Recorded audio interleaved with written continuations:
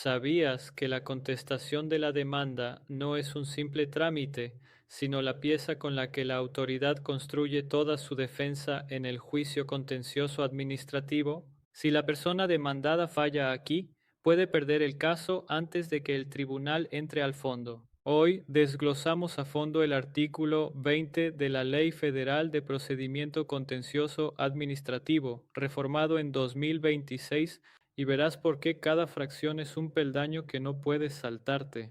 Empecemos por el encabezado. El artículo señala que la persona demandada, tanto en su contestación a la demanda como en la contestación a la ampliación de la demanda, debe expresar una serie de elementos. Es decir, la norma cubre dos momentos: cuando responde el escrito inicial y cuando responde la ampliación que el actor presenta. En ambos casos se exigen los mismos requisitos. Y ojo con el lenguaje. La reforma sustituyó las expresiones masculinas por la fórmula neutra persona demandada y persona actora, alineándose con un lenguaje incluyente. Esto no cambia el fondo, pero sí evidencia que estamos ante el texto vigente. La fracción primera ordena plantear los incidentes de previo y especial pronunciamiento a que haya lugar.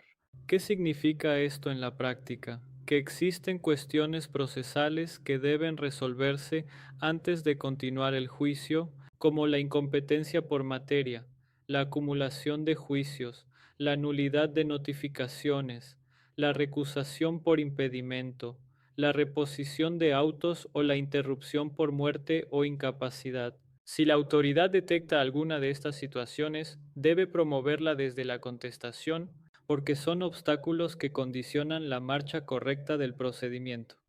Plantearlos a tiempo asegura una sustanciación ordenada. La fracción segunda exige expresar las consideraciones que, a juicio de la demandada, impidan emitir una decisión de fondo o que demuestren que no ha nacido o se ha extinguido el derecho en que la persona actora apoya su demanda. Aquí entran las causales de improcedencia y las defensas como la caducidad o el consentimiento del acto. Por ejemplo, si el particular impugnó fuera de plazo o si ya había consentido la resolución, la autoridad debe decirlo aquí. Son argumentos que pueden poner fin al juicio sin necesidad de analizar el fondo del asunto. La fracción tercera impone un deber concreto: referirse a cada uno de los hechos que la persona demandante le impute de manera expresa.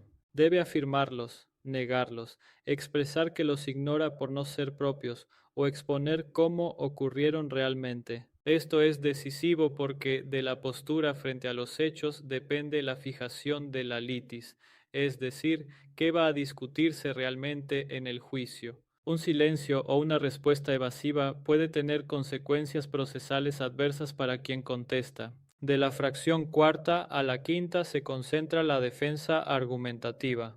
La cuarta pide los argumentos por los cuales se demuestra la ineficacia de los conceptos de impugnación. En otras palabras, la autoridad debe refutar uno a uno los planteamientos del actor, explaining por qué no tiene la razón.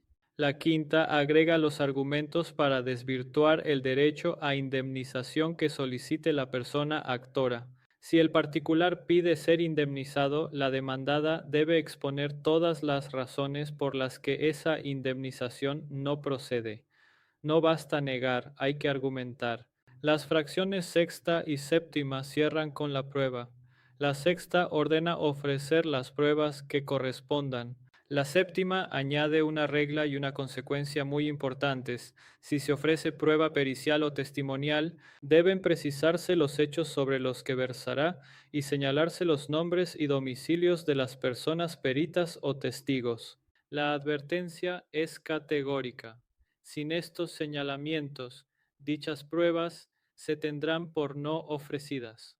Es una sanción procesal automática.